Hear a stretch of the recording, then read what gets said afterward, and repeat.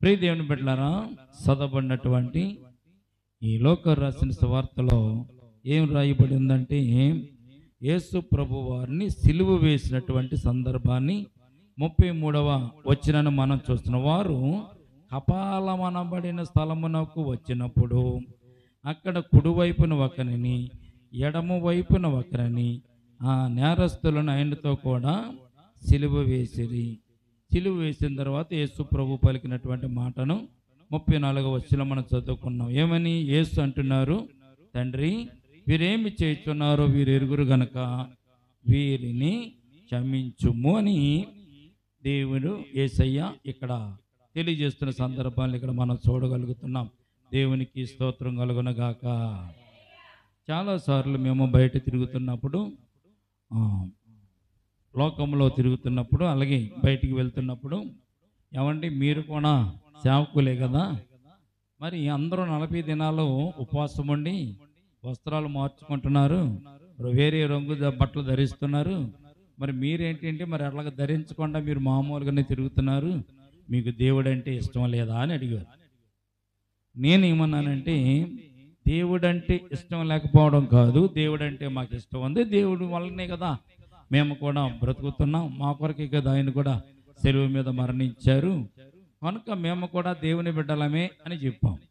అంటే వారు ఏమంటారంటే, మరి అలాగన్నప్పుడు మీరు కూడా వస్త్రాలు మార్చుకోవాలి కదా, మీరు కూడా రంగు వస్త్రాలు ధరించుకోవాలి, మాల అంటారు దాన్ని, ఆ బట్టలు వేసుకునేది మాల అంటారు. 40 దినాలు వారు ఉపవాసం ఉండి ప్రార్థన చేస్తున్నారని వారు చేస్తున్నట్టుగా పరిశుద్ధ గ్రంథంలో మనం చూస్తున్నాం. ప్రియదని బిడ్డలారా, ఎందుకు వారు అలాగ ప్రవర్తిస్తున్నారు చేస్తున్నారు అన్నది మనం వారి గురించి మనం కామెంట్ చేయకూడదు. కానీ ఈ 40 దినాల ఉపవాసంలో కనీసం వారు సిలువను గూర్చి జ్ఞానం చేసుకున్నారో, సిలువను గూర్చి జ్ఞాపకం చేసుకున్నారో తెలియదు. కానీ అసలు దాని యొక్క ఉద్దేశం ఏమిటంటే, మీరు మందిరములో ఉండి మందిరములో ధ్యానం చేసుకుంటూ ప్రార్థన చేసుకుంటూ గడపవలసినటువంటి సమయం కొరకు 40 దినాలు వారు ఉపవాసపు కార్యక్రమాలు వారు పెట్టుకుంటారు. అది సర్వసాధారణం.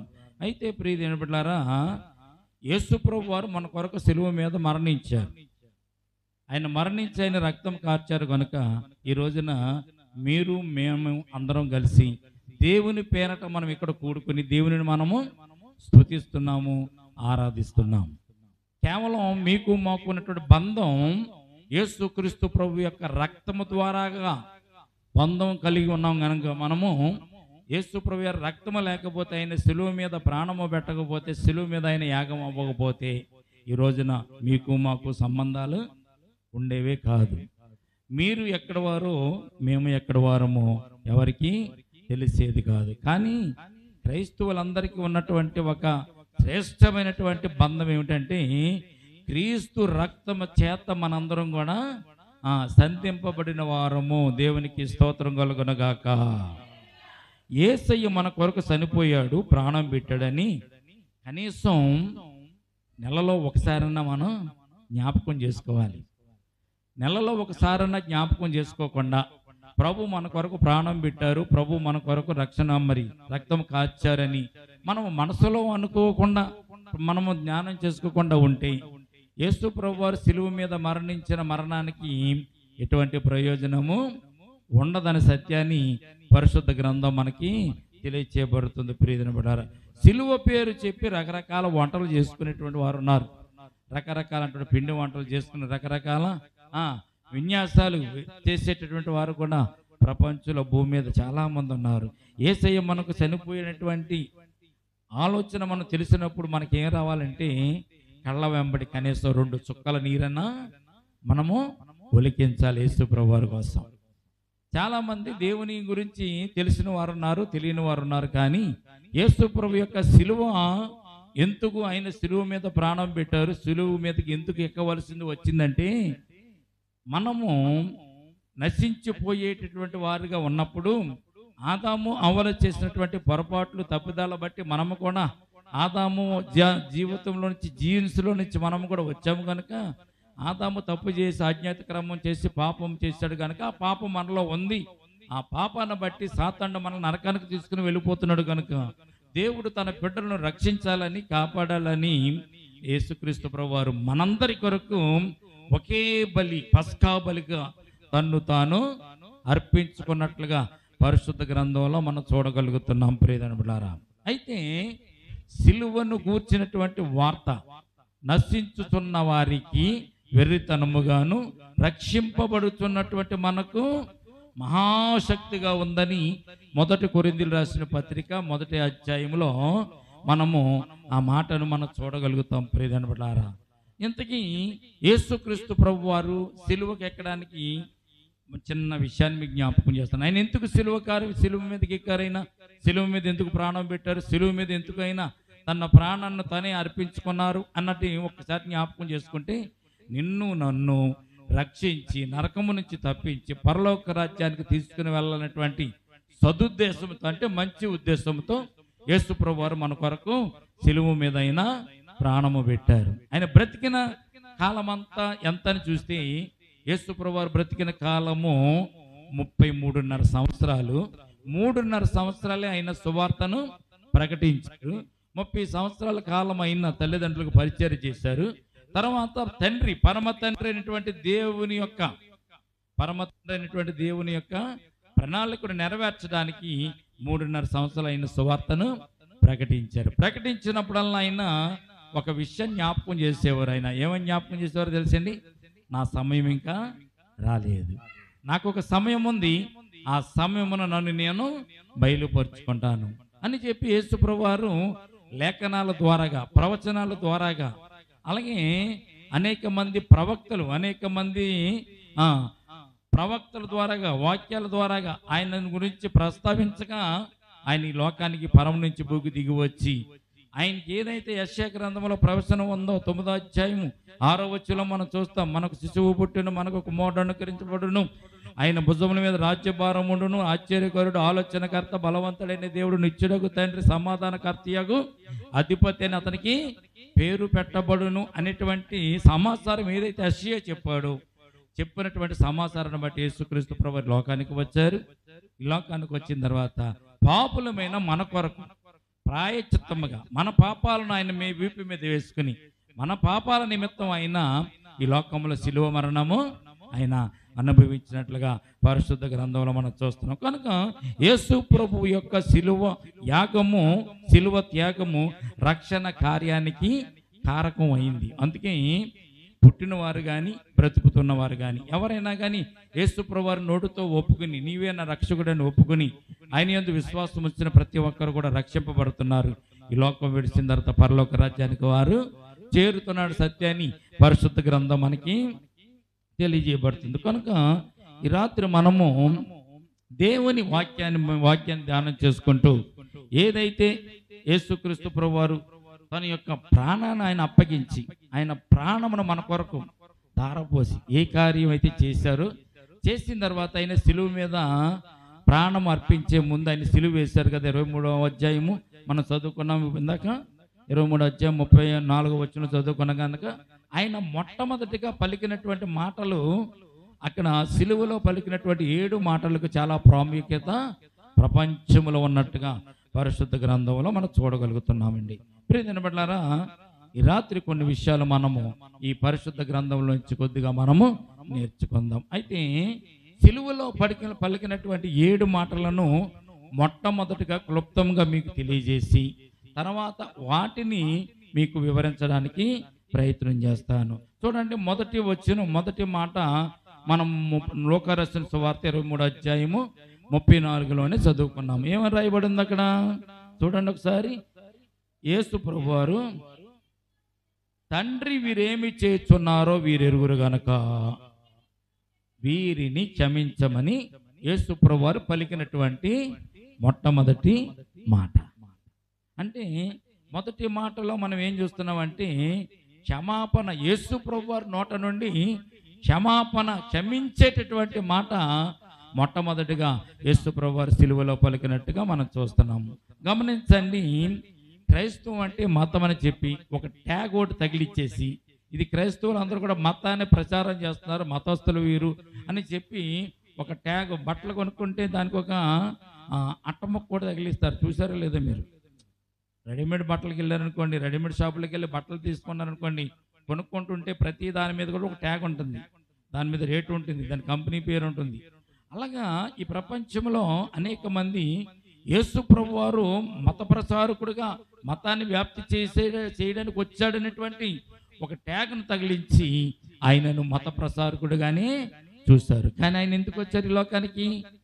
పాపులను రక్షించడానికి, పాపులను రక్షించి పరలోక రాజ్యానికి తీసుకుని వెళ్ళడానికి, నరకం నుంచి తప్పించడానికి పరలోక రాజ్యం నుంచి భూమి మీదకి ఆయన దిగి వచ్చాడు అనేటువంటి సత్యాన్ని వారు గమనించలేకపోయారనే సత్యాన్ని పరిశుద్ధ గ్రంథంలో మనం చూడగలుగుతున్నాం.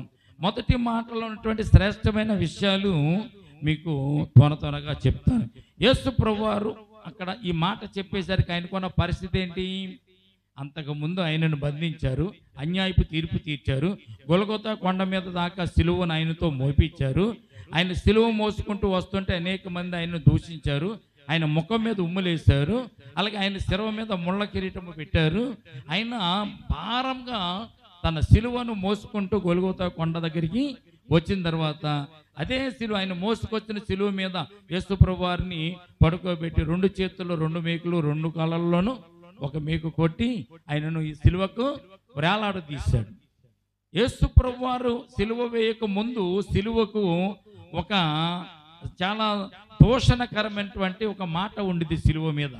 సిలువను ఎవరైనా సిలువ వేశారు అనుకోండి, మరి అది చాలా పాపం చేశాడురా, అందుకే సిలువకి ఎక్కాడు, సిలువ వేస్తారని అనేక మంది సిలువను గురించి వారు చెప్పుకుంటూ ఆ సిలువ మీద ఎవరినన్నా ప్రాణం తీస్తే వారి గురించి చెడుగా చెప్పుకునే సందర్భాలు పూర్వకాలంలో ఉండి, యేసు ప్రభువారు సిలువ వేయబడిన తర్వాత ఎవరైనా సిలువ వేయబడితే వారికి గొప్పతనము, యేసు ప్రభువారు సిలువ వేయబడిన తర్వాత వారందరికీ గొప్పతనము, గౌరవం వచ్చినట్లుగా పరిశుద్ధ గ్రంథంలో మనం చూస్తున్నాం. అయితే యేసు ప్రభువారు ఉన్నటువంటి పరిస్థితిని ఒక్కసారి మీకు జ్ఞాపకం చేస్తాను.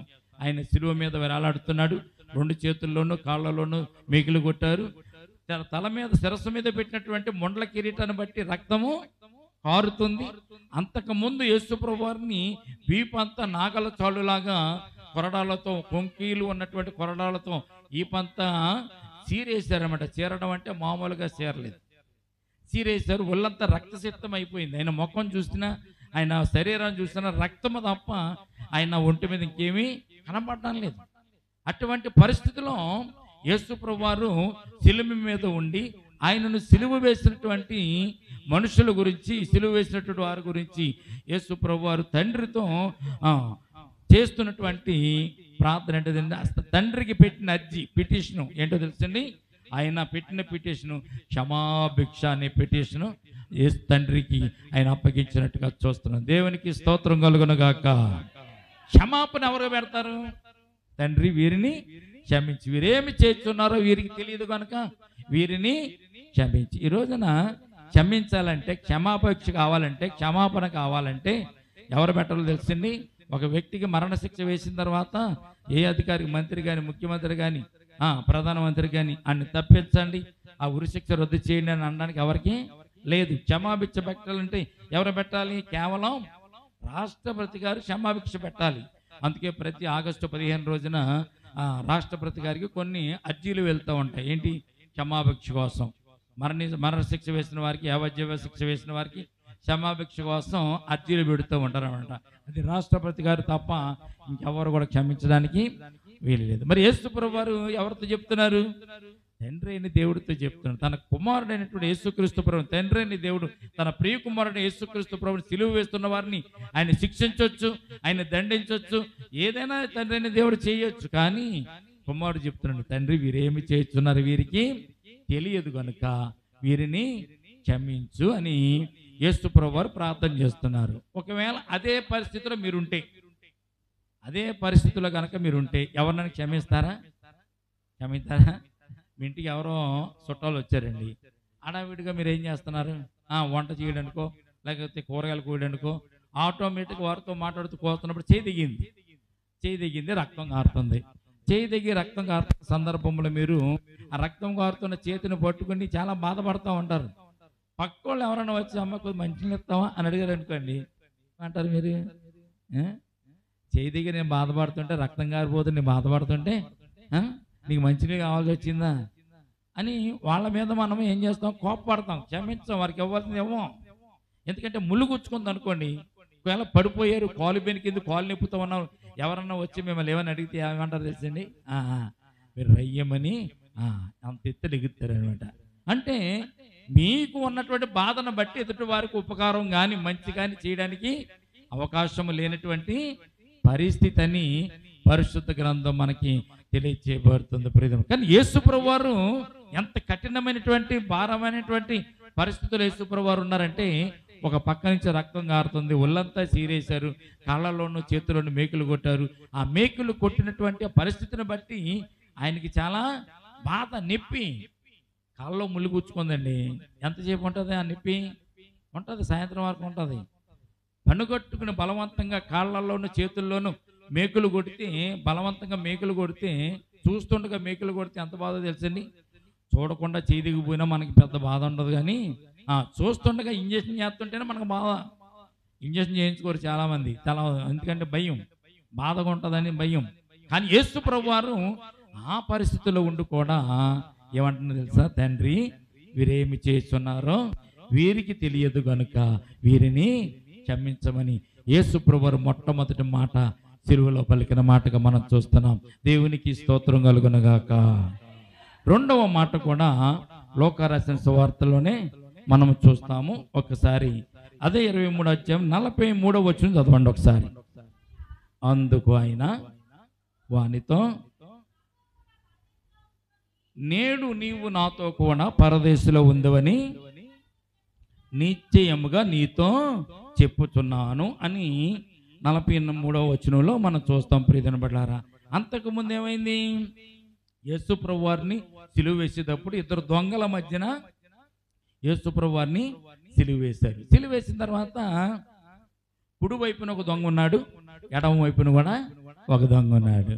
ఈ కుడి వైపున ఎడమ వైపున ఉన్నటువంటి దొంగలు, ఎడమ వైపున ఉన్నవాడు ఏమంటున్నాడు తెలుసా, నువ్వు దేవుడు అన్నావు కదా, దేవుని కుమారుడు అన్నావు కదా, ఈ దేశ ప్రజలు రక్షించడానికి వచ్చానన్నావు కదా, అనేకమైన అద్భుతాలు చేస్తావు కదా, చచ్చిపోయిన లాజరును లేపావు కదా, కానాను విందులో ద్రాక్షారసం నీళ్ళను ద్రాక్షారసంగా మార్చావు కదా, కుంటువాడికి కాళ్ళు ఇచ్చావు కదా, చెవిటి వాడికి వినికిడి దయచేసావు కదా, గుడ్డువారికి కళ్ళు ఇచ్చావు కదా, మరి ఇప్పుడు నిన్ను నువ్వు రక్షించుకుని నన్ను కూడా రక్షించు, అప్పుడు నువ్వు దేవుడు కుమారుడు అని నేను నమ్ముతానని ఎడమ పక్కన ఉన్నటువంటి దొంగ యేసు ప్రభువాన్ని అంటున్నాడు. చూడండి, ఒక విషయాన్ని మనం జ్ఞాపకం చేసుకుందాం. ఇద్దరు ఒకే పడవలో ఉన్నారు అనుకోండి, ఒకే పడవలో ఉండి తుఫాన్ వచ్చింది, వరదలు వస్తున్నాయి. వరదలు వస్తున్నప్పుడు ఒకే పడవలో ఉన్నటువంటి ఇద్దరు ములిగితే ఇద్దరు ములిగిపోతారు, ఒకడే ములుగుతాడా? పడవ తిరగబెడితే ఇద్దరు ములిగిపోతారు. అయితే యేసు ప్రభువారిని సిలువ వేశారు, ఆయన ఏ పాపం చేయలేదు, ఏ తప్పుదం చేయలేదు. వీరు మాత్రం తప్పు చేశారు కనుక, వీరు దొంగతనాలు, దోపిడీలు, హత్యలు చేసేవారు కనుక వీరికి సిలువ వేశారు. ఎలాగేశారు? యేసు ప్రభువుతో పాటు ఇద్దరు దొంగల మధ్య యేసు ప్రభువుని సిలువ వేయవలసిన సందర్భం వస్తుందని వాక్యాధారముగా లేఖనాల ప్రకారం యేసు ప్రభువుని సిలువ వేశారు. యేసు ప్రభు వారితో ఇద్దరు దొంగలు కూడా తీసుకొచ్చి సిలువ వేశారు. వేసినప్పుడు చూడండి, ఎడమ వైపున దొంగ ఏం చెప్తున్నాడు, నిన్ను నువ్వు రక్షించుకుని నన్ను కూడా నీవు రక్షించమని యేసు ప్రభు వారితో చెప్తున్నాడు. కానీ కుడి వైపున దొంగ ఒక మంచి మాట అంటాడు, రే మనము కూడా అదే పరిస్థితుల్లో ఉన్న, మనం కూడా సిలువ మీదే ఉన్నాము. ఆయన పాపరహితుడు, పాపం చేయనివాడు ఆయన. కానీ మనమైతే దొంగతనాలు, దోపిడీలు ఇవన్నీ చేస్తాం, హత్యలు చేస్తాంరా, ఈ శిక్ష మనకు సమంజసమే. కానీ ఆయన పాపరహితుడు, ఆయన గురించి అలాగా మాట్లాడకూడదని చెప్పి కుడివైపున దొంగ ఒక మాట అంటాడు, తండ్రి నీ రాజ్యముతో నీవు వచ్చినప్పుడు నన్ను నీవు జ్ఞాపకం చేసుకోమని అక్కడ ఆ మాట చెప్తున్నట్టుగా మనము చూస్తున్నాం. 40 వచనం చదవండి, అర్థమవుతుంది. అయితే రెండవ వాడు వాడించి, నీవు అదే శిక్ష అంటే సిలువ శిక్షలో ఉన్నావు కదా, దేవుడికి భయపడవా? మనకైతే ఇది న్యాయమే, మనము చేసిన వాటికి తగిన ఫలము పొందుచున్నాము, కానీ ఈయన ఏ తప్పిదమో చేయలేదని చెప్పి యేసు ప్రభు వారిని చూసి, యేసు నీవు నీ రాజ్యములోనికి వచ్చినప్పుడు కింద ఫుట్ నోట్లో ఒకటనే అంకె రెండో అంకెస్ కింద రాయబడి ఉంటుంది. ఏమని రాసి ఉంటుంది? నీ రాజ్యముతో వచ్చినప్పుడు. అంటే ఈ దొంగకి ఏమర్థమైంది? కుడివైపున దొంగకి యేసుప్రభు వారికి ఒక రాజ్యం ఉంది. ఆయన రాజ్యం ఈ రాజ్యం కాదు, ఆయన రాజ్యంతో వస్తాడు. ఆయన దేవుని కుమారుడు. నీ రాజ్యముతో నీవు వచ్చినప్పుడు నన్ను ఒక్కసారి జ్ఞాపకం చేసుకోమని అక్కడ రెండవ దొంగ చెప్తున్నాడు, కుడివైపున దొంగ చెప్తున్నట్టుగా మనం చూస్తాం. అర్థం ఏంటంటే ప్రియమైన బిడ్డలారా, అంత కష్టకాలంలో, అంత బాధలోను, అంత ఇరుకులోనూ ఉన్నటువంటి యేసుక్రీస్తు ప్రభువుల వారు తన యొక్క కర్తవ్యాన్ని విడిచిపెట్టలేదు అనే సత్యాన్ని ఈ రెండో మాటను బట్టి మనం జ్ఞాపకం చేసుకుంటున్నాం. ఏమంటున్నారు చూడండి, ఆయన 44వ వచనంలో, అప్పుడు 43వ వచనంలో, అందుకైనా ఆ దొంగతో, నేడు నీవు నాతో కూడా పరదైసులో ఉందవని నిశ్చయముగా నీతో చెప్పుచున్నాను అన్నారు. దేవునికి స్తోత్రం కలుగునగాక.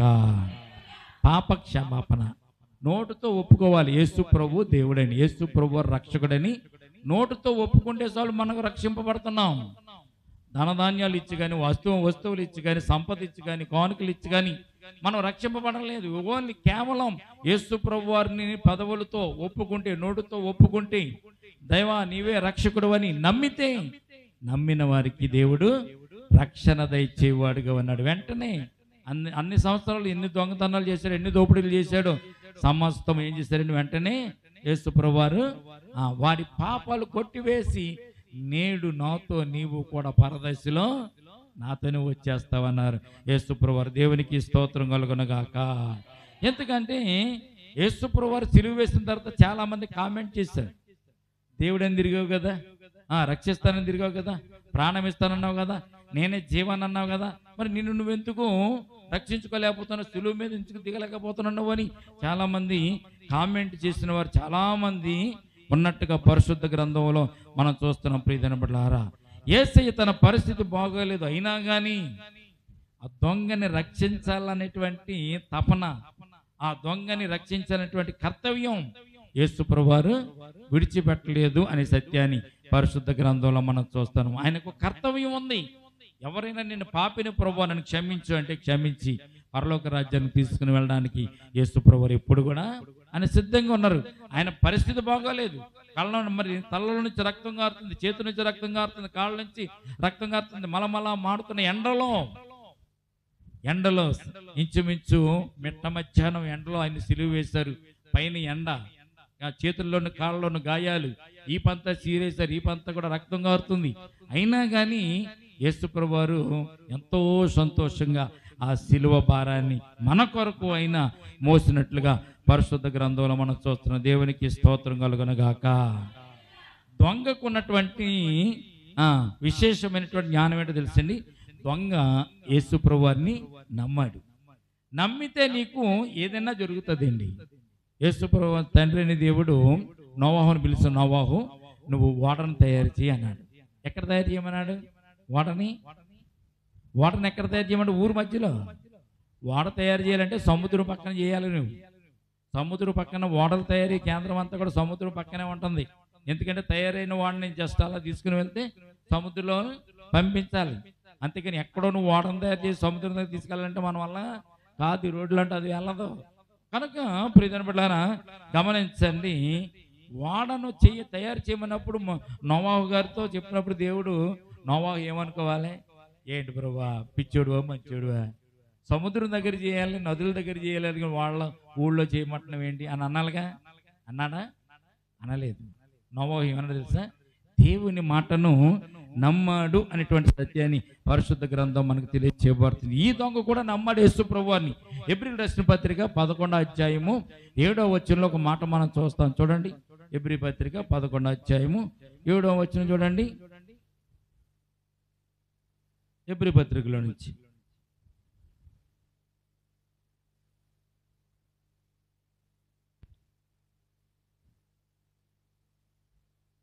ప్రియమైన బిడ్డలారా, క్రీస్తు ప్రభు నుంచి మనము నేర్చుకోవాల్సిన అనేకమైన సంగతులు, అనేకమైన సత్యాలు 11వ అధ్యాయం 7వ వచనం. విశ్వాసమును బట్టి నోవాహు ఏమంటుంది? అది అంతకు ముందు చూడని సంగతులను బట్టి దేవుడి చేత హెచ్చరింపబడి భయభక్తులు గలవాడై తన ఇంటి వారి రక్షణ కొరకు చాలిని ఒక వాడను సిద్ధము చేసిన దేవునికి స్తోత్రం కలుగునగాక. ప్రభు చెప్పారు, దర్శనం ఇచ్చాడు, ప్రభు చెప్పాడు, నువ్వు వాడ కట్టమన్నాడు, ఎక్కడ కట్టమన్నాడు, నువ్వు ఉన్న ప్రాంతంలో కట్టమన్నారు. కట్టమన్న తర్వాత అక్కడ మనం ఆలోచన చేస్తే అంతకు ముందు చూడని సంగతి ఏది వాడ చేయడం. అంతకుముందు ఎవరు వాడలు చేయలేదు. వాడ ఎలాగ ఉంటుందో నమ్మనో కూడా తెలవదు.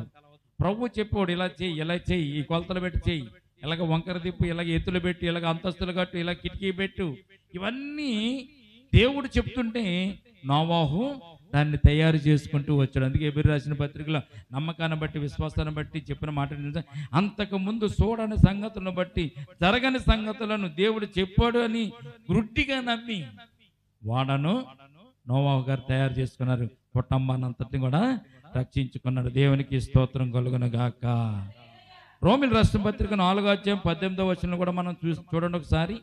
రోమా పత్రిక 4వ అధ్యాయము 18వ వచనం మనం చూస్తే ఈ దొంగకున్నటువంటి విశ్వాసం, దొంగకున్నటువంటి నమ్మిక, దొంగ యేసు ప్రభువును గుర్తించిన విధానాన్ని ఇక్కడ మనం జ్ఞాపకం చేసుకుంటున్నాం. 4వ అధ్యాయం 18వ వచనం చూడండి.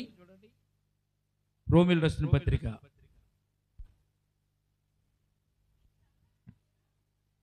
నీ సంతానం ఇలాగుండునని చెప్పేదానిని బట్టి తను అనేక జనములకు తండ్రి ఉన్నట్లు ఏం లేనప్పుడు అంటే నిరీక్షణకు ఆధారము లేనప్పుడు అతడు నిరీక్షణ కలిగి నమ్మాను. ఎవరో ఆయన, ఎవరమ్మా నిరీక్షణ కలిగి నమ్మింది? అబ్రాహాము గారు. అబ్రాహాము గారికి అప్పుడు పిల్లలు లేరు. దేవుడు చెప్తున్నాడు, నీకు పిల్లల్ని ఇస్తాను, అబ్రాహామా నిన్ను నేను దీవిస్తాను, నీ సంతానం అభివృద్ధి పరుస్తాను, ఇసుక రేణువుల కంటే గొప్పది చేస్తాను, ఆకాశ నక్షత్రముల కంటే గొప్ప చేస్తాను, నువ్వు లెక్కట్లేనంత సంతానానికి నేను ఇస్తాను అబ్రాహామా అంటున్నాడు దేవుడు. కానీ అబ్రాహాము గారికి నమ్మకం అయితే ఉంది, కానీ శారా గర్భము కనడానికి అనువుగా లేదు. అయినా కానీ నమ్ముతున్నాడు, విశ్వాసం చేస్తున్నాడు. నిరీక్షణకు ఆధారం లేనప్పుడు పిల్లలు పుడతారు అనేటువంటి ఆధారం 100 సంవత్సరాల వయసులో అతనికి నమ్మకం లేకపోయినా కానీ, అవకాశం లేకపోయినా దేవుడు చెప్పాడు. కేవలం ఎవరు చెప్పారండి? దేవుడు చెప్పాడు కనుక అది జరుగుతుంది అంతే. ఈ రోజున మీరు నేను నమ్మడానికి కారణం ఏంటో హేతు ఏంటో తెలిసింది. ఆయన చెప్పాడు, జరుగుతుంది. మీరేం చేయాలి? నమ్మాలి, అంతవరకే. విశ్వాసంతో ఉండాలి, విశ్వాసంతో నమ్మికతో మనము ముందుకు వెళ్ళాలి. నీకు కుమారుని ఇస్తానని చెప్పి ఇచ్చిన తర్వాత కూడా బలెమ్మన్నప్పుడు కూడా అబ్రాహాము చాలా సునాయాసంగా తన కొడుకుని తీసుకెళ్ళి బలివ్వడానికి తీసుకుని వెళ్ళిపోయాడు. అది విశ్వాసానికి ఉన్నటువంటి ప్రమాణమని పరిశుద్ధ గ్రంథం మనకి తెలియజేయబడుతుంది. దేవునికి స్తోత్రం కలుగునగాక. కనుక విశ్వాసం అనేది ఎలా ఉంటుందో తెలుసా? ఆఖరి నిమిషంలో, ఆఖరి టైంలో, ఇంకా కొన్ని గంటల్లో చచ్చిపోతాడు వీడు. ఎవరో సిలువ మీద దొంగ యేసుప్రభు వారు కూడా తన ప్రాణాన్ని అర్పించడానికి సమయం దగ్గరికి వచ్చేసింది. సిలువ మీద దొంగ రక్షింపబడడానికి అవకాశమే లేదు. మొదటి వాడు దూషించాడు, రెండో వాడు యేసుప్రభు వారి మీద విశ్వాసం ఉంచాడు. వెంటనే నేడు నీవు నాతో కూడా పరదేశంలో ఉంటావని యేసుప్రభు వారు అతనికి ఇచ్చారు. ఈ రోజున ఎంతమందికి చెప్పినా కానీ అర్థం కాని విషయం ఏంటంటే, యేసుప్రభు రక్షకుడు అని నమ్మండి అంటే లేదు అది మతం మీద నమ్మం అనేటువంటి స్టేజ్లోకి వచ్చినట్టుగా పరిశుద్ధ గ్రంథంలో మనం చూడగలం. కనుక మొట్టమొదటిది క్షమించేటటువంటి గుణాన్ని తండ్రికి అన్వయింప చేసినటువంటి యేసుక్రీస్తు. రెండవది కర్తవ్యం, దాన్ని రక్షించడానికి వచ్చాడు కనుక ఆఖరి సమయమైనా కానీ రక్షించాలి. అంతేకాదు దొంగని యేసుప్రభు వారు రక్షించాడు. మూడవ మాట చదువుతాం చూడండి. యోహాను రాసిన పత్రిక, యోహాను రాసిన సువార్త 19వ అధ్యాయం 26-27 చూద్దాం ఒకసారి. యోహాను రాసిన సువార్తలో నుంచి 19వ అధ్యాయము 26-27 వచ్చి చూడండి. యేసుప్రభు వారు తన తల్లియు తను ప్రేమించిన శిష్యుడు దగ్గర నిలుచుండ చూసి, అమ్మా ఇదిగో నీ కుమారుడని తన తల్లితో చెప్పాను. తరువాత శిష్యుని చూసి, ఇదిగో నీ తల్లి అని చెప్పాను. ఆ గడి నుండి ఆ శిష్యుడు ఆమెను తన ఎంట చేర్చుకొనెను. దేవునికి స్తోత్రం కలుగునగాక. మొట్టమొదటిది క్షమాపణ, రెండవది కర్తవ్యం. మూడవది బాధ్యత. మూడవది బాధ్యత. ఏ బాధ్యత? తల్లి ఎడల జరిగించవలసిన బాధ్యతను యేసుప్రభు సిలువలో ఉండి కూడా ఆయన ఆలోచన చేస్తున్నాడు. అంటే బాధల్లో ఉండి ఆయన ఆలోచన చేస్తున్నాడు, కష్టాల్లో ఉండి ఆలోచన చేస్తున్నాడు. నా తల్లి పరిస్థితి ఎలాగా, నా తల్లిని ఏం చేయాలి? యోహానికి నేను నా తల్లిని అప్పగిస్తాను. ఈ సందర్భంలో మీకు ఒక చక్కని విషయాన్ని మీకు జ్ఞాపకం చేస్తాను. ఏంటంటే అంతకుముందు యేసుప్రభు వారు తర్వాత పిల్లలు పుట్టారు కదా, మరియమ్మకి పిల్లలు పుట్టారు, మరియమ్మకి పిల్లలు ఉన్నారు. యేసుప్రభు వారు తమ్ముళ్ళు చెల్లెళ్ళని కూడా బైబిల్లో రాయబడి ఉంది. అయితే మరి యేసుప్రభు వారు సిలువ వేసినప్పుడు, యేసుప్రభు వారు ప్రాణాలు అర్పిస్తున్నప్పుడు ఎవరి దగ్గర ఉండాలి? తల్లి. తమ్ముళ్ళ దగ్గర, కూతురు దగ్గరికి వెళ్ళి వాళ్ళ దగ్గర ఉండొచ్చు. కానీ వారు తల్లిని, యేసుప్రభు వారి తల్లిని మరియమ్మని వాళ్ళు వారి దగ్గర ఉంచుకోవడానికి వారు ఇష్టపడలేదు. దీని గురించి ఒక నిమిషం ఒక విషయం మీకు జ్ఞాపకం చేస్తాను. ఎందుకంటే రే అన్నిని సిలువ వేస్తారంటారా, అన్నిని సిలువ వేస్తున్నారంటారా, అన్యాయంగా చంపేస్తున్నారంటారా, మనం వెళ్ళి చూద్దాం రెండురా అంటే అప్పుడు వాళ్ళు ఏమన్నారు తెలుసా? ఒకసారి అమ్మ మనం అందరం కలిసి యేసుప్రభుని చూడడానికి మనం వెళ్తే మనం కబురు పెడితే యేసుప్రభు వారు ఏమన్నారు? నా తల్లి ఎవరు, నా తమ్ములు ఎవరు, నా బంధువులు ఎవరు, ఎవరైతే నా తండ్రి మాట విని నా తండ్రి మాట చెప్పు నెరవేరుస్తారో వారే నా తల్లియు నా స్నేహితులను నా సహోదరులు నా బంధువులను యేసుప్రభు వారు చెప్పారుగా. అప్పుడే మేము యేసుప్రభు వారిని విడిచిపెట్టేసాం. నీవు మా దగ్గర ఉంటున్నావు, ఆయన సిలువ వేశాడని నువ్వు వెళ్తున్నావు కాబట్టి నీకు ఒక విషయం జ్ఞాపకం చేస్తాను, చెప్తున్నాం వినండి. ఏంటంటే నీవు యేసుప్రభుని చూడడానికి గొల్గొతా కొండ దగ్గరికి, సిలువ దగ్గరికి కనుక వెళితే నువ్వు తిరిగి మరి నా ఇంటికి రావద్దు. ఈరోజున కుటుంబాల్లో జరిగే సంఘటనలు ఇవన్నీ. అన్నదమ్ముల మధ్య ఏదైనా గొడవ వచ్చింది అనుకోండి, చిన్నోడు ఒక్క నుండి పెద్దోడు దిక్కున్నాడు అనుకోండి, పెద్దోడి దగ్గర ఒకవేళ తల్లి ఉంటుంది అనుకోండి, చిన్నోడికి ఏదైనా కష్టం వచ్చింది అనుకోండి, చిన్నోడిని చూసి వస్తానరా, నేను వెళ్ళి చూసి వస్తాను, కన్న పేరు కదరా నేను చూసి వస్తాను అయినా అంటే వెళ్తే వెళ్ళావు కానీ మరలా తిరిగిన దగ్గరికి రావద్దంటాడు పెద్ద కుమారుడు. కారణం ఏంటంటే వారికి ఉన్నటువంటి పగన బట్టి, వారికి ఉన్నటువంటి కక్షను బట్టి. ఇలాగే మరియమ్మ తల్లిని గురించి కూడా తన బిడ్డలు అలాగే ఆలోచన చేశారు. యేసు ప్రభు వారు ఇంట్లో ఉన్నప్పుడల్లా అందరూ వచ్చి భోజనం చేయడానికి కూడా ఖాళీ లేని పరిస్థితులు ఉన్నప్పుడు యేసు ప్రభు వారిని ఇంట్లో నుంచి వారు వెళ్ళిపోమని చెప్పిన సందర్భాలు చాలా ఉన్నాయి. వారు యేసు ప్రభు వారు చనిపోయేంత వరకు మా అన్నయ్యని వారు ఇప్పుడు కూడా ఒప్పుకోలేదు. కానీ తల్లి ప్రేమ కాబట్టి తన కుమారుడు పరిశుద్ధాత్మ చేత ఆమె కన్నది కనుక, దేవుని కుమారుడు కనుక దేవుడు వారి వరే మీరు చూడకపోయినా చేర్చుకోకపోయినా ఏం పర్లేదురా, నాకు నేను మాత్రం నా కుమారుని చూడడానికి వెళ్తానని ఆ సిలువ దగ్గరికి వచ్చి సిలువ దగ్గర కాళ్ళ దగ్గర పడి ఏడుస్తుంది తల్లి. ఆ కన్నీరు విడుస్తుంటే యేసుప్రభు వారు ఇప్పుడు ఎన్ని యేసుప్రభు వారికి తెలవందే ఉంటుంది. ఆయన దేవుడు సర్వశక్తిమంతుడు. వెంటనే ఆయనకి అర్థమైంది, పిల్లల్ని విడిచిపెట్టిన చూడడానికి వచ్చింది నా తల్లికి ఆసరా లేదు, వెనక్కి వెళ్తే వారు చేర్చుకోరు నా దగ్గరికి వచ్చింది కనుక, కానీ నా తల్లికి నేను ఒక భరోసా ఇవ్వాలి అని చెప్పి పక్కన ఉన్నటువంటి శిష్యుడైనటువంటి యోహానుకు తన తల్లిని అప్పగించాడు. దేవునికి స్తోత్రం కలుగునుగాక. ఈ రోజున తల్లిదండ్రుల్ని అనాథాశ్రమంలో తీసుకెళ్లి విడిచిపెడుతున్నారు. కన్నటువంటి తల్లిని, పెంచినటువంటి తల్లిని, నవమాసాలు మోసి కని పెంచి రక్తం దారపోసినటువంటి తల్లిని తీసుకెళ్లి అనాథాశ్రమంలో చేర్పిస్తున్నాడు. యేసు ప్రభువు వారు ఏ పరిస్థితిలో ఉన్నారు? తన తల్లిని యోహానుకు అప్పగించేటువంటి సందర్భం చూస్తే మనము సిలువ మీద అయిన భారంతోను బాధతోను రక్తం కారుతుండగా అయినా కానీ తల్లి యొక్క బాధ్యతను యోహాను గారికి అప్పగించినట్లుగా పరిశుద్ధ గ్రంథంలో మనం చూస్తున్నాం. మూడవ మాట ఇది. నాలుగవ మాట చూడండి, మత్తయి రాసిన సువార్త 27వ అధ్యాయము 45వ వచనం చూద్దామండి. మత్తయి రాసిన సువార్తలో నుంచి 27వ అధ్యాయము 45వ వచనం, 27-45 చదువుదామండి. మధ్యాహ్నము మొదలుకొని 3 గంటల వరకు ఆ దేశమంతటను చీకటి కమ్మెను. ఇంచుమించు 3 గంటలప్పుడు యేసు ఏలీ ఏలీ లామా సబక్తా అని బిగ్గరగా కేక వేసిన. దేవునికి స్తోత్రం కలుగునుగాక. 4వ మాట ఏంటో తెలుసండి, తండ్రి తండ్రి నన్నేలా నా చేయి విడిచితివి అని చెప్పేటటువంటి భాషలో యేసుప్రభువు వారు అక్కడ పలికినట్లుగా పరిశుద్ధ గ్రంథంలో మనం చూడగలుగుతున్నాం. దేవునికి స్తోత్రం కలుగునుగాక. చూడండి 47వ వచనంలో రాయబడి ఉంటుంది అక్కడని, అక్కడ అక్కడ ఉన్నటువంటి వారు ఏమనుకుంటున్నారు, అక్కడ నిలిచి ఉన్నవారు కొందరు ఆ మాట విని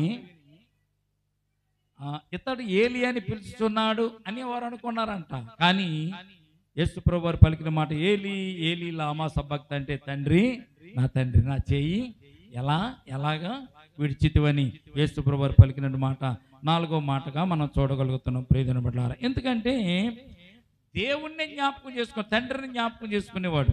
అసలు ఇక్కడ భూమి మీదకి రావడానికి కారణం ఎవరు? తండ్రిని దేవుడు పంపిస్తేనే కదా.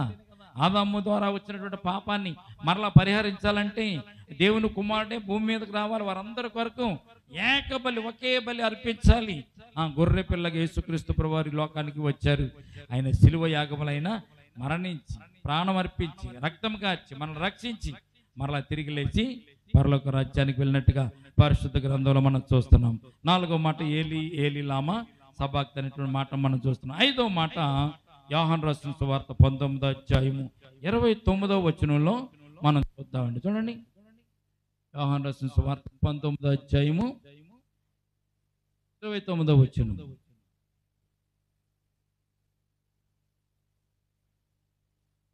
19:29 చదువుదామండి. చెరకుతో నిండి ఉన్న ఒక పాత్ర అక్కడ పెట్టి ఉండను గనుక వారు ఒక స్పాంజి చెరకుతో నింపి ఇస్సోపు పడుకుకు తగిలించి ఆయన నోటికి అందించిరి. యేసు ప్రభువారు చెరకబుచ్చుకుని చూడండి 29వ వచనంలోనే మనం జ్ఞాపకం చేసుకుంటే అక్కడ యేసు ప్రభువారు చెప్పినటువంటి ఒక మాట, శ్రేష్టమైన మాట ఇక్కడ మనం చూడగలుగుతాం. ఏంటో తెలుసండి, యేసు ప్రభువారికి లేఖనము నెరవేరునట్లుగా నేను దప్పిక కొనుచున్నాను అని ఇక్కడ ఆయన తెలియజేస్తున్నట్టుగా పరిశుద్ధ గ్రంథంలో మనం చూస్తున్నాం. చదవండి ఒకసారి, అక్కడ మాట ఉంటుంది, నేను దప్పిక కొనుచున్నాను. 28వ వచనం. అటు తర్వాత సమస్తమును అప్పటికి సమాప్తమైనదని యేసు ఎరిగి లేఖనము నెరవేరునట్టు నేను దప్పిక కొనుచున్నానని యేసు ప్రభువారు చెప్తున్నట్టుగా చూస్తున్నాను. దేవునికి స్తోత్రం కలుగునుగాక. లేఖనం నెరవేరాలి. యేసు ప్రభువారి గురించి యేసు ప్రభువారు పుడతారని లేఖనాలు ముందుగానే చెప్పినాయి. కొన్ని సంవత్సరాల క్రితమే లేఖనాలు చెప్పినాయి. యెషయా ప్రవక్త ప్రవచించారు, అనేక మంది ప్రవచించారు. కీర్తన గ్రంథంలో కూడా రాయబడి ఉంది.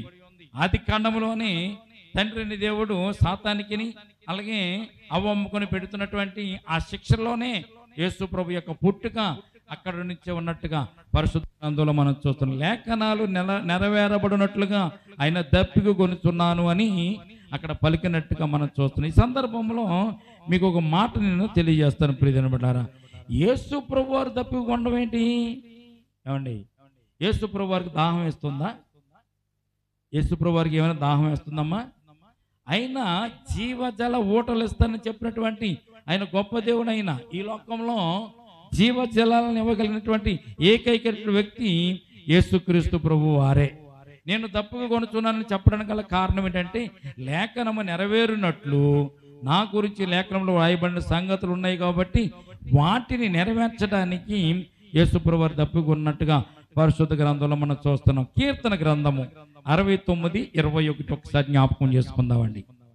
69:21 కీర్తన గ్రంథం చూడండి. 69వ అధ్యాయము 21వ వచనం చూడండి. కీర్తన గ్రంథము 69వ అధ్యాయం 21. ఎందుకు తప్పికొన్నాడు ఆయన? ఆహారంగా పెట్టిరి. నాకు దప్పిక అయినప్పుడు చిరకను త్రాగనిచ్చిరి. కీర్తన గ్రంథంలో రాయబడిన యేసు ప్రభు వారి గురించి ఈ యొక్క ప్రవచనం అక్కడ రాయబడి ఉంది కనుక ప్రియమైన బిడ్డలారా, లేఖనములు నెరవేరినట్లుగా యేసుక్రీస్తు ప్రభు వారు ఇక్కడ నేను దప్పిక కొని ఉన్నానని చెప్పాడు. ఆయనకి దాహం అవదండి. జీవజలం ఓటలు ఇచ్చేటువంటి గొప్ప దేవుడు అయినా సమరయ స్త్రీతో యేసు ప్రభు చెప్పిన మాట ఏంటి? నేను ఇచ్చే నీళ్లు తాగితే ఎన్నటికి నీకు దప్పిక అవదు అన్నప్పుడు ఆమె ఏమంది? అయ్యా, ఆ నీళ్ళు నేను చేదుకోకుండా నూతి దగ్గరికి నేను ఎప్పుడు రాకుండా, ఆ జీవజల ఓటలు నాకు ఇవ్వండి, నేను వాటిని త్రాగుతాను, ఇక్కడ రాకుండా నేను ఇక్కడ దాకా వచ్చి చేదుకోకుండా తోడుకోకుండా ప్రతిరోజు దాని గురించి బాధపడకుండా ఉంటాను, నేను దయచేయమంటే యేసుప్రభు నీ పెనిమిటిని తీసుకురామని చెప్పిన సందర్భాన్ని అక్కడ మనము జ్ఞాపకం చేసుకుంటున్నాం ప్రియమైన బిడ్డ. కనుక ఆయన దప్పికొనుచున్నాననేటువంటి మాట మనకైతే దాహం వేస్తుంది, కానీ యేసుప్రభు వారికి దాహం ఏంటి? ఆయన దేవుడండి, సర్వజ్ఞుడు, సర్వ సృష్టికర్త అయిన సమస్తము ఎరిగిన వాడు. కనుక ప్రియమైన బిడ్డలారా, మనలను శుద్ధీకరించడానికి, మనలను స్వస్థపరచ, మనలను పాపాల నుంచి విడుదల పొందించడానికి సిలువలో అయినా లేఖనాలు నెరవేరినట్లుగా అయినా దప్పికి కొనుచున్నానని చెప్పినటువంటి మాటని ఇక్కడ పరిశుద్ధ గ్రంథంలో మనం చూడగలుగుతున్నాం. అయితే 6వ మాటను కూడా మనం ఈ సందర్భంలో కొద్దిగా ధ్యానం చేసుకుందాం. 6వ మాట చూడండి, 19వ అధ్యాయం 30వ వచనం చూడండి. అదే అధ్యాయంలోను 29 కింద ఉంటుంది చూడండి. 6వ మాట యోహాను రాసిన సువార్త 19వ అధ్యాయము 30వ వచనం.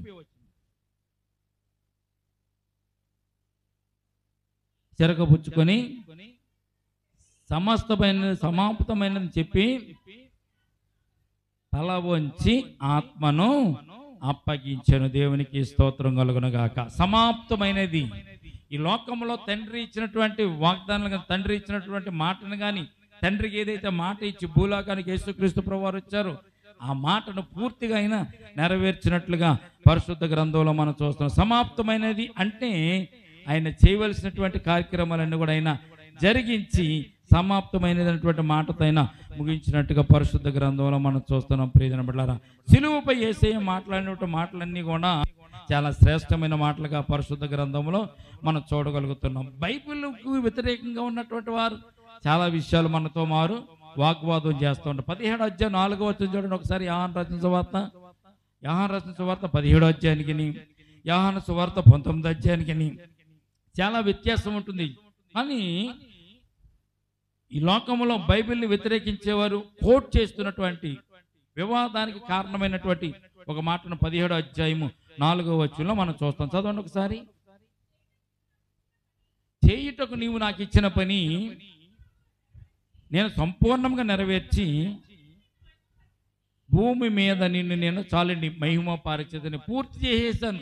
భూమి మీద నేను నిన్ను మహిమపరిచితని యేసుప్రభువు వారు తండ్రితో చెప్తున్నాడు. ఈ మాట పట్టుకుంటారు. ఇప్పుడు అక్కడే సమాప్తం అయిపోయిందని చెప్పాడు కదా యేసుప్రభువు వారు, మళ్ళీ సిలువలో సమాప్తమైందని ఎందుకు చెప్పాడు అంటే అక్కడ పూర్తి కాలేదా, ఇక్కడే పూర్తి చేశారా అని చెప్తూ ఉంటారు. కానీ ప్రియమైన బిడ్డలారా, 17:4లో ఉన్నటువంటి పని వేరు, 19వ అధ్యాయము 30వ వచనంలో ఉన్నటువంటి పని వేరు. ఆ పని ఏంటి? సువార్త పనిని ఆయన ముగించి శిష్యులను ఏర్పాటు చేసి తన పనిని అక్కడ ముగించారు యేసుక్రీస్తు ప్రభువారు. కానీ ఇప్పుడు తన ప్రాణాన్ని సిలువ మీద అర్పిస్తూ దేవుడిచ్చినటువంటి పనిని సమాప్తం చేసినట్టుగా పరిశుద్ధ గ్రంథంలో మనము చూడగలుగుతున్నాం. కనుక 6వ మాట సమాప్తమైనది మాటను అక్కడ యేసుప్రభువు వారు చెప్పినట్టుగా మనం చూస్తున్నాం. ఆఖరి మాట మనం చదువుతామండి. ఆఖరి మాట కూడా మనం చదువు. 7వ మాట ముగింపు మాటను లోక రచన సువార్త 23వ అధ్యాయము 46వ వచనం చూడండి ఒకసారి. అప్పుడు యేసుప్రభువు వారు గొప్ప శబ్దంతో కేక వేసి, తండ్రి నీ చేతికి నా ఆత్మను అప్పగించుకొనుచున్నానని యేసుప్రభువు వారు ఇక్కడ చెప్తున్నట్టుగా పరిశుద్ధ గ్రంథంలో మనం చూడబడుతున్నాం. దేవునికి స్తోత్రం కలుగునుగాక. నీ చేతికి నా ఆత్మను అప్పగించుకొనుచున్నాను. మనం ఎవరండి ఈ రోజున? లోకంలో శరీర సంబంధులమే కానీ దేవుని యొక్క ఆత్మ చేత మనము భూమి మీదకి రాబడిన మానము. యేసుకు తండ్రి ఆదాముని దేవుడు చేసినప్పుడు మట్టిని తీసి బొమ్మను చేసి ఆ బొమ్మలో దేవుడు ఏం చేశాడండి? జీవ ఆత్మను ఓదగా నరుడు జీవించు ఆత్మ ఆయనని ఆది కాండంలో మనం చదువుకున్నాం. ప్రియమైన బిడ్డలారా, నా ఆత్మను చేర్చుకొనుము అనేటువంటి మాట ప్రతి ఒక్కరూ చెప్పాలి. ఈ రోజున మనం కూడా చనిపోయిన తర్వాత శరీరం కట్టిని తీసుకెళ్లి భూమిలో పాతి పెడతారు, కానీ మన ఆత్మ మాత్రం దేవుని నమ్ముకుంటే పరలోక రాజ్యంలో, దేవుని నమ్ముకోకపోతే నిత్య నరకంలో వెళుతుంది. కనుక యేసుప్రభువు వారు చెప్పిన మాట ఇందులో శ్రేష్టమైన మాటగానే ఉంది. ప్రియమైన బిడ్డలారా, నా ఆత్మను నీ చేతికి నేను అప్పగించుకొనుచున్నాను. ఎందుకు అప్పగించుకోవాలి? మన ఆత్మలన్నీ కూడా దేవుడి కనుక. ప్రియమైన బిడ్డలారా, దేవుడు ఆత్మ, మనందరము దేవుని ఆత్మలు కనుక ఆత్మల జాతి మనంతా కూడా. ఏ జాతి అని మంది? ఆత్మల జాతి. ప్రతి ఒక్కరిలోనూ కూడా దేవుని ఆత్మ ఉంది కనుక ఈ ఆత్మ ప్రతి వారు కూడా దేవునికి అప్పగించుకోవాలి.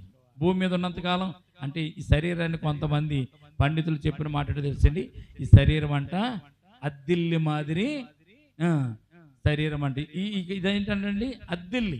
అద్దిగా ఉన్నటువంటి ఇంట్లో ఎంతకాలం ఉంటాం మనం? కొంతకాలమే ఉంటాం, తర్వాత విడిచి వెళ్ళిపోవాలి. పిల్లలు స్కూల్కి వెళ్తారు, పిల్లలు పొద్దున్నే ఇంటికాడ బయలుదేరి స్కూల్కి వెళ్తారు. స్కూల్కి వెళ్ళిన తర్వాత సాయంత్రం మరలా స్కూల్ అయిపోయిన తర్వాత ఏం చేయాలి?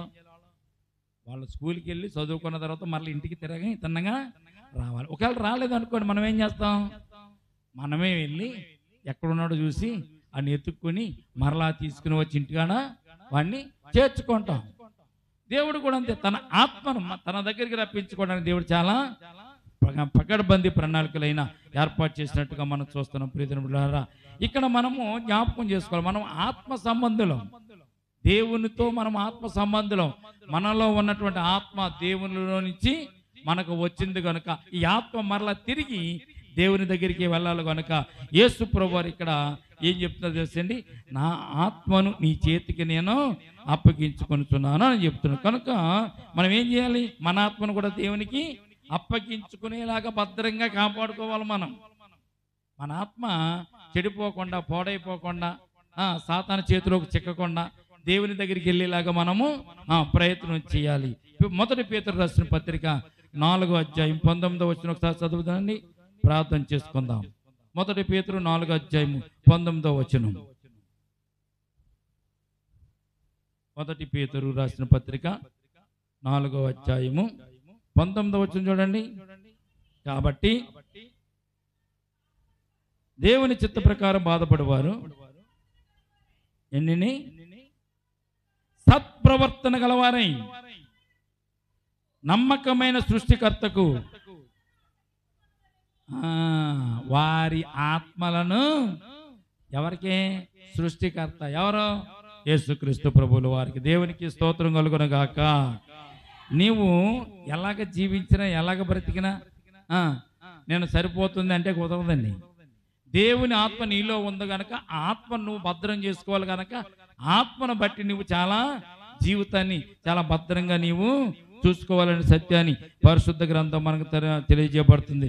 రక్షింపబడటమే పని ఏం కాదు, మనకి రక్షింపబడటం పెద్ద గొప్ప కాదు, కానీ రక్షింపబడిన తర్వాత మన ఆత్మను భద్రంగా కాపాడుకోవడం చాలా శ్రేష్టమైన విషయం అని పరిశుద్ధ గ్రంథం మనకు తెలియజేయబడుతుంది. కనుక మన ఆత్మలను దేవునికి అప్పగించుకునే బాధ్యత దేవుడు మనకు అనుగ్రహించినట్లుగా పరిశుద్ధ గ్రంథంలో మనం చూడగలుగుతున్నాం. కనుక మనం ఏం చేయాలి? మన ఆత్మను చాలా భద్రంగా కాపాడుకోవాలి. కాపాడుకుని యేసుక్రీస్తు ప్రభువారు సిలువలో పలికిన 7వ మాటను మనం జ్ఞాపకం చేసుకున్నట్లయితే, నా ఆత్మను నీ చేతికి అప్పగించుకొనుచున్నాను అని తన ప్రాణమును యేసు ప్రభువారు విడిచారు.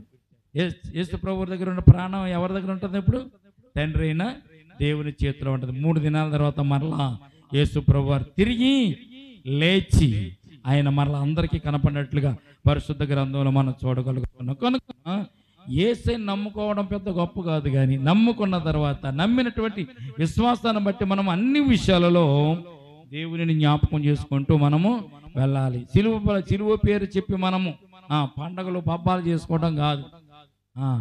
సిలువ పేరు చెప్పి మనం కనీసం యేసు ప్రభువారు నా కొరకు ప్రాణం పెట్టారు, నా కొరకు ఆయన రక్తం కాచారు, నా కొరకు సిలువ మీద ఆయన యాగం అయిపోయాడు, ఆయన చేసినట్టు రక్షణను బట్టి నాకు ఈ రోజున ఈ లోకములో నాకు రక్షణ దొరికింది, నేను బ్రతుకున్న దేవుని బిడ్డనే, చనిపోయినా దేవుని బిడ్డనే అనేటువంటి నిశ్చయత కలిగి మనం ఈ లోకములో జీవించాలని సత్యాన్ని పరిశుద్ధ గ్రంథం మనకు తెలియజేయబడుతుంది. ఆఖరిగా మీకు ఒక చిన్న విషయాన్ని జ్ఞాపకం చేసి మీకు నేను ముగిస్తాను. చూడండి ప్రియమిత్రులారా, ఈ లోకములు ఎవరన్నా మన బంధువులు కానీ, స్నేహితులు కానీ, పక్కవారు కానీ ఎవరన్నా మనం ఉంటున్న ఏరియాలో ఎవరైనా చనిపోయారు అనుకోండి, ఏమంటాం మనం? అయ్యో పాపం చాలా మంచోడండి, చనిపోయాడండి అంటాం. చనిపోయిన వాళ్ళని చూసి మనం ప్రతి ఒక్కరిని కూడా గౌరవిస్తాం. బతుకొండగా గౌరవిస్తామండి, మనం బతుకొండ గౌరవిస్తామా? గౌరవించాం. చచ్చిన తర్వాత ప్రతి ఒక్కరిని కూడా మంచివారని చెప్పుకుంటాం మనం. యేసుక్రీస్తు ప్రభువారు చనిపోయినా కానీ ఆయన మీద నిందలేశారు. యేసు ప్రభువారు సిలువ మీద ప్రాణం పెట్టినా కానీ నిందలేశారు. ఆయన సిలువకు అప్పగించడమే అన్యాయపు తీర్పు చేసి అప్పగించినట్లుగా పరిశుద్ధ గ్రంథంలో మనం చూడగలుగుతున్న ప్రియమైన బిడ్డలారా, ఎంత గొప్పగా చెప్తారంటే చనిపోయిన వారి గురించి.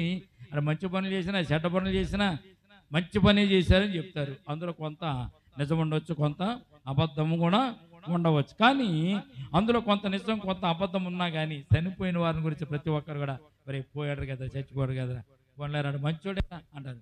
అందుకే ఒక మాట రాశాడు, ఏంటో తెలిసింది, పోయిన వాళ్ళందరూ కూడా మంచోలేనంట. దేవునికి స్తోత్రం కలుగును కాక. చచ్చిపోయిన వాళ్ళందరూ కూడా మంచివాళ్ళే, ఈ భూమిని విడిచి వెళ్ళిపోయిన వాళ్ళందరూ కూడా మంచివారే. మరి ఏ కారణం చేత రాశాడు తెలియదు కానీ చనిపోయిన వాళ్ళందరూ కూడా మంచివారే. బతుకున్న వాళ్ళని వెనకాల ఎవరో ఏదో ఒక నిందల మోపి ఏదో రకంగా మనల్ని అంటూ ఉంటారు. మిమ్మల్ని కూడా అనొచ్చు, బహుశా మీరు ముందు వెళ్తున్నారు కానీ వెనకాల ఏదో అంటూ ఉంటారు. అలాగ అంటున్నప్పుడు మీరు ఒక గొప్ప ధైర్యాన్ని మీరు కలిగి ఉండాలి. యేసుక్రీస్తు ప్రభువారు మనకు రక్షకుడిగా ఉండి మన కొరకు ఆయన ప్రాణం పెట్టి రక్షణ ఆయన మనకు దయచేశారు. దేవుడే మనతో పాటు ఆయన ఉన్నాడు కనుక, ఆయన నిత్య జీవనానికి మనం తీసుకెళ్తున్నాడు కనుక మనం ఏమనుకోవాలి తెలుసా, మనం ముందున్నాం. మన వెనకాల మన గురించి చెప్పుకునే వాళ్ళకంటే మనము ముందున్నాము. ముందున్నవాడు గొప్పవాడా, వెనకాల ఉన్నవాడు గొప్పవాడా? ముందున్నవాడే గొప్పవాడు కనుక మన వెనకాల ఎవరన్నా ఎన్నన్నా అనుకోనివ్వండి, కానీ మనం దేవునితో నడుస్తున్నప్పుడు ఏమొస్తాయండి? శ్రమలు, సోదరులు, ఇరుకులు, ఇబ్బందులు, కష్టాలు, సీతరింపులు, ఇవన్నీ కూడా మనకు వస్తాయి. కానీ అంత యేసు ప్రభువారు అన్నారు, నీ సిలువనెత్తుకుని నన్ను నీవు వెంబడించాలి. సిలువ అంటే శ్రమలు వస్తాయి. దేవుని నమ్ముకున్న వారికి శ్రమలు వస్తాయి, దేవుని నమ్ముకున్న వారికి ఇబ్బందులు వస్తాయి. కానీ వాటి నుంచి తప్పించగలిగినటువంటి గొప్ప దేవుడు మనకున్నటువంటి ధైర్యము, భరోసా యేసుక్రీస్తు ప్రభువారు మనకి ఇచ్చారు. దేవునికి స్తోత్రం కలుగును గాక. వెనుకున్న వారు ఏమని అనుకున్నా కానీ ఒక్కడ మాత్రం మీరు జ్ఞాపకం పెట్టుకోండి, నేను నా ప్రభువు కోసం ముందు నడుస్తున్నాను కనుక నా వెనకాల చాలామంది ఏమనుకున్నా పర్లేదు, నన్ను సేదరించినా పర్లేదు, నన్ను తిట్టుకున్నా పర్లేదు, నన్ను దూషించినా పర్లేదు, దేవునితో నేను ఉన్నాను, దేవుడు నాకు తోడుగా ఉన్నాడని సత్యాన్ని మనము జ్ఞాపకం చేసుకుని మనం ముందుకు వెళ్ళాలని పరిశుద్ధ గ్రంథం మనకి తెలియజేయబడుతుంది. కనుక ప్రియమైన బిడ్డలారా, ఈ రాత్రి దేవుని గురించి మనం జ్ఞాపకం చేసుకుంటాం, సిలువను గురించి జ్ఞాపకం చేసుకుంటాం. అందుకే సిలువను గూర్చిన వార్త నశించుతున్న వారికి వెర్రితనముగాను, రక్షింపబడుచున్న మనకు ఎలా ఉందంటే అండి అమ్మా దేవుని శక్తి అయి ఉన్నది. రక్షింపబడుచున్న మనకు దేవుని శక్తి అంటే ఆయనే మనకు సిలువ మీద ఆయన శక్తిని మనకి ఇచ్చాడు కనుక ఆ శక్తిని బట్టి మనం ఏం చేయాలండి?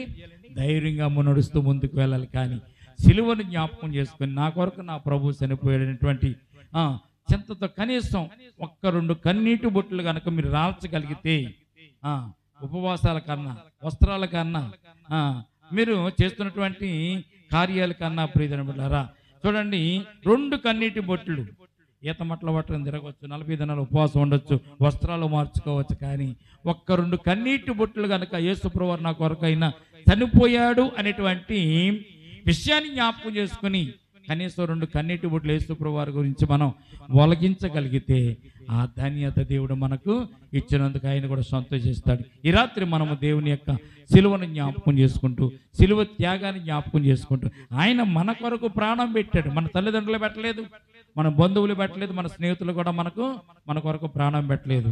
యేసుక్రీస్తు ప్రభువారు మన గురించి ప్రాణం పెట్టి మనం రక్షించారు కనుక ఆయన జ్ఞాపకం చేసుకుంటూ ఆయనతో మనం ఉండడానికి ఈ భూమి మీద మనము జీవిద్దాం. కొద్ది మాటలు దేవుడు దీవించి మనలను ఆశీర్వదించునుగాక.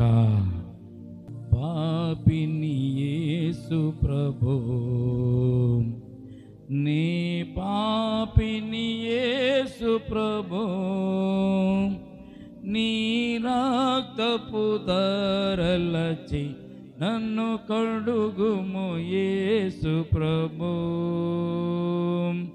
నీ రక్తపు ధారలచి నన్ను కడుగుము యేసు ప్రభు, చిందిన రక్తములో నీ పొందితి స్వస్థతను, చిందిన రక్తమునా నీ పొందితి స్వస్థతను,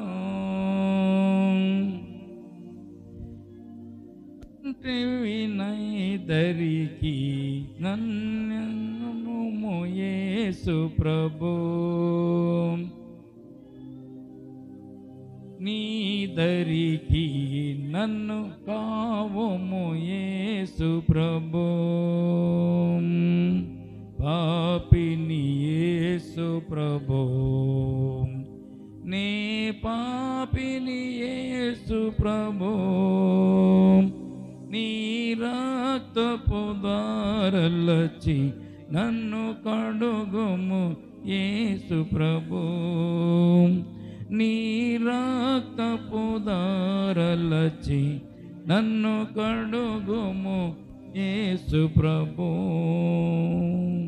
తండ్రి నీకే స్తోత్రమునైనా, మీరు శిలువ మీద కార్చిన రక్తం ప్రభువా, మా పాపాలను కడిగినటువంటి దేవా స్తోత్రం.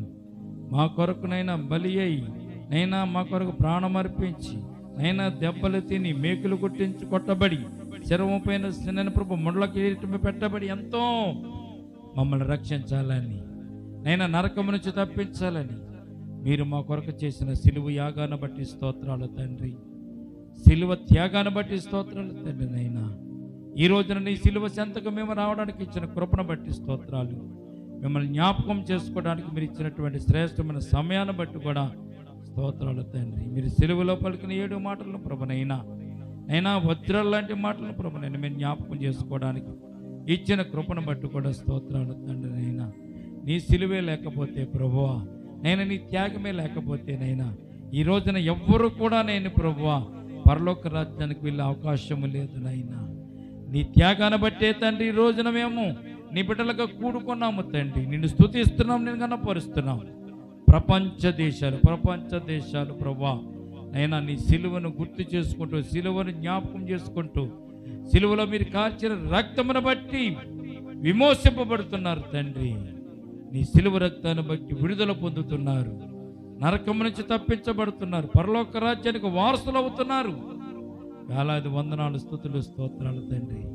ఈ రాత్రి ప్రభు సంఘాన్ని కూడా జ్ఞాపకం చేసుకోండి, సంఘ బిడ్డలు జ్ఞాపకం చేసుకోండి తండ్రి. నైనా మీరు రక్షించిన నీ బిడ్డల బట్టి స్తోత్రాలు, మీరు కాపాడిన నీ బిడ్డల బట్టి స్తోత్రాలు, మీరు వారికి ఇచ్చినటువంటి శ్రేష్టమైనటువంటి రక్షణను బట్టి వేలాది వందనాలు, స్తుతులు, స్తోత్రాలు తండ్రి. రక్షింపబడిన బిడ్డలు ప్రతి ఒక్కరిని మీరు జ్ఞాపకం చేసుకోండి.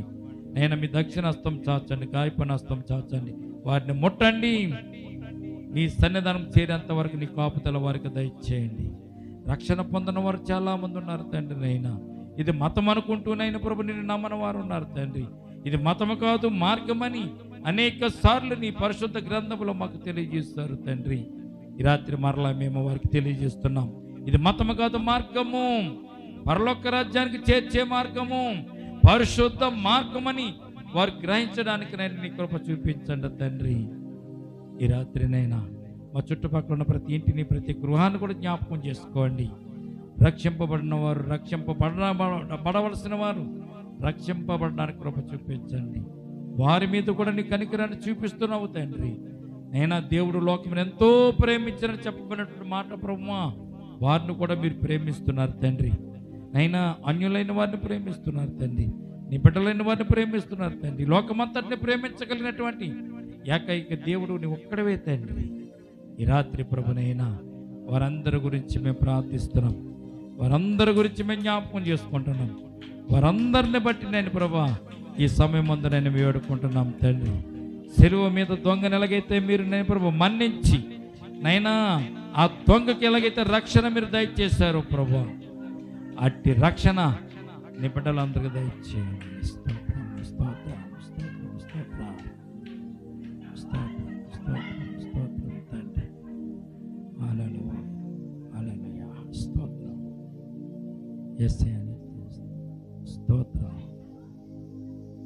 స్తోత్రం తండ్రి. హల్లెలూయా హల్లెలూయా హల్లెలూయా హల్లెలూయా. స్తోత్రమునైనా స్తోత్రం దేవానికే స్తోత్రము తండ్రి. నైనా ఈ రాత్రి ప్రభునైనా సంఘాన్ని, సంఘ బిడ్డలు జ్ఞాపకం చేసుకోండి. రక్షింపబడిన వారందరినీ జ్ఞాపకం చేసుకోండి. రక్షింపబడినటువంటి బిడ్డలమని మేము నీ సిలువ చెంత ప్రభువా చేరి సిలువతో పాటు మేము కూడా ప్రయాణిస్తూ నైనా నీ కృపను మేము పొందుకునే భాగ్యం నీ బిడ్డలమైన మాకు దయచేయమని ఇప్పుడు వచ్చిన సంఘాన్ని జ్ఞాపకం చేసుకుని రానటువంటి బిడ్డల కొరకు ప్రార్థిస్తున్నాం. ఎందుకైతే రాలేకపోయారో వారిని కూడా జ్ఞాపకం చేసుకుని దీవించండి. వారికి నక్కరతలు తీర్చండి, అవసరతలు తీర్చండి. రేపటి దిన మనం మరలా ఇటు రీతిగా కూడుకుని నిన్ను స్తుతించేంత వరకు మీ కాపుదల దయచేయమని నీ పునరుద్ధాన్ని ప్రకటించుకోవడానికినైనా పునరుద్ధాన పండుగలో మేము ప్రవేశించడానికినైనా నీ కృప మాకు దయచేదురుగా కానీ చేసిన ప్రార్థన పాతని చేర్చుకుని కృపాదేవత నింపమని యేసయ్య ఉన్నతమైన పరిశుద్ధ నామమున ప్రార్థించి మిక్కిలి వినయముతో బ్రతమాలి వేడుకొనుచున్నాము తండ్రి, ఆమేన్. మన తండ్రి అయిన దేవుని ప్రేమయు కుమారుడనే యేసుక్రీస్తు కృపయు పరిశుద్ధాత్మ సహవాసం ఇప్పుడు ఎల్లప్పుడూ ప్రభొచ్చు పర్యంతం సంగమునకును మనకును సదాకాలము తోడు నీడగుండునుగాక. ఆమెను అందరూ చెప్దామా? యేసు రక్తమే చేయం, ప్రవేశ రక్తమే చేయం, యేసు నామము సంపూర్ణ విజయం కలుగునుగాక. ఆమేన్, ఆమేన్. దేవుడు మిమ్మల్ని అందరినీ దీవించునుగాక.